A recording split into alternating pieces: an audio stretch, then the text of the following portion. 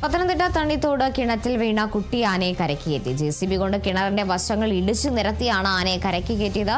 രക്ഷാപ്രവർത്തനം 5 മണിക്കൂറോളം നീണ്ടു. പ്രസാദ് MG ഉണ്ട് വിവരങ്ങളുമായി. പ്രസാദ്, എന്തായാലും കുട്ടിയാന രക്ഷപ്പെട്ടിരിക്കുന്നു. ഇപ്പോഴും RRT സംഘത്തിന്റെ ഭാഗത്തുനിന്ന് ഒരു പരിശോധന അടക്കം നടക്കുന്നുണ്ടോ കുട്ടിയാനയ്ക്കായി?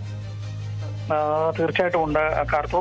കുട്ടിയാന 5 മണിക്കൂർ നീണ്ട പരിശ്രമത്തിന് ഒടുവിലാണ് അതിന്റെ മറ്റുള്ള കാട്ടാനക്കൂട്ടങ്ങളിലേക്ക് അത് അത്ഭുതകരമായി രക്ഷപ്പെട്ടു പോകുന്ന ദൃശ്യങ്ങൾ നമുക്കിപ്പോൾ കാണാവുന്നതാണ്.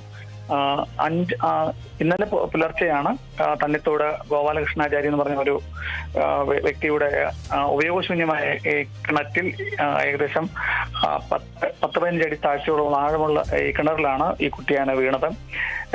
വെളുപ്പിനെ ഇതിന്റെ അലർച്ച കേട്ടാണ് പ്രദേശവാസികൾ നാട്ടുകാരൊക്കെ അവിടെ ഓടിക്കൂടിയത്. ഉടൻ തന്നെ വനപാലകരെയും മറ്റുമൊക്കെ അറിയിച്ചതിനു ശേഷം വിവിധ മേഖലകളിലുള്ള ഫയർഫോഴ്സും മറ്റും യന്ത്രസാമഗ്രികളും ഒക്കെ അവിടെ എത്തിച്ചതിന് ശേഷം നീണ്ട 5.5 മണിക്കൂർ പരിശ്രമത്തിന് ഒടുവിലാണ് കുട്ടിയാന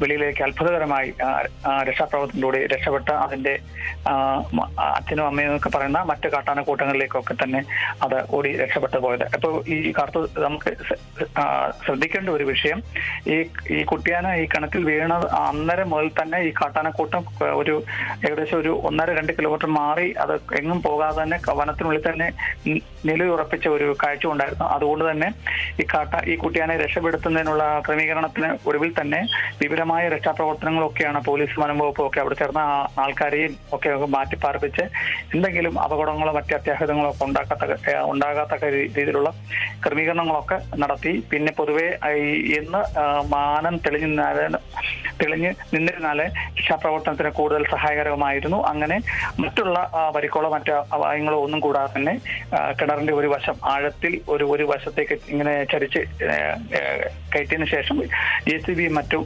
യന്ത്രസാമഗ്രികൾ ഉപയോഗിച്ച് സാവധാനത്തിലാണ് ഈ കുട്ടിയാനയെ കയറ്റി വനത്തിലേക്കുള്ളിൽ തന്നെ പോയേക്കുന്നത്. RRT ഇപ്പോഴും അവിടെ നിലയുറപ്പിച്ചിട്ടുണ്ട്. കാരണം ഈ മറ്റ് കാട്ടാനക്കൂട്ടങ്ങൾ ഇതിനെ തള്ളി മാറ്റുകയോ അതല്ലെങ്കിൽ ഉപേക്ഷിക്കുകയോ എന്തെങ്കിലും വന്നു കഴിഞ്ഞാൽ ഇതിനെ മയക്കുവെടി വെച്ചതിന് ശേഷം നമുക്ക് ഊന്നി ആനക്കൂട്ടിലേക്ക് മാറ്റി അവിടെ പാർപ്പിക്കാനുള്ള ഒരു തീരുമാനമുണ്ട്. പക്ഷെ എങ്കിൽ തന്നെയും ഇപ്പോഴും വനപാലകർ അവിടെ നിരീക്ഷിക്കുന്നുണ്ട് ഈ കുട്ടിയാനയെ കാർത്തു. ശരി, പ്രസാദ് MG ആണ് വിവരങ്ങൾ നൽകുന്നത്.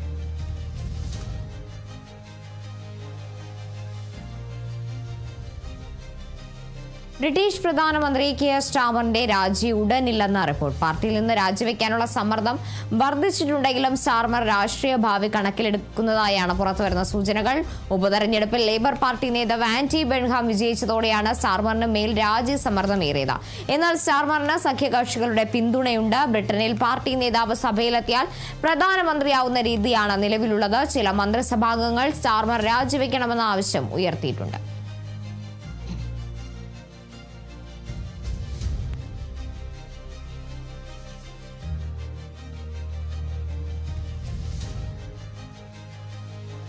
ദേശീയപാത തൃശൂർ കുറുമാലിയിൽ പിക്കപ്പ് വാൻ ഡിവൈഡറിലേക്ക് ആനയിലേക്ക് ഇടിച്ചുകയറിയ അപകടം. ഡ്രൈവർ പരിക്കേൽക്കാതെ രക്ഷപ്പെട്ടു. ദേശീയപാതയിലേക്ക് ആനയിലേക്കാണ് പിക്കപ്പ് വാൻ നിയന്ത്രണം വിട്ട് ഇടിച്ചു കയറിയത്. രാവിലെ 9 മണിയോടെയായിരുന്നു സംഭവം. ചാലക്കുടി ഭാഗത്തു നിന്നും തൃശൂർ ഭാഗത്തേക്ക് പോവുകയായിരുന്ന വാഹനമാണ് അപകടത്തിൽപ്പെട്ടത്.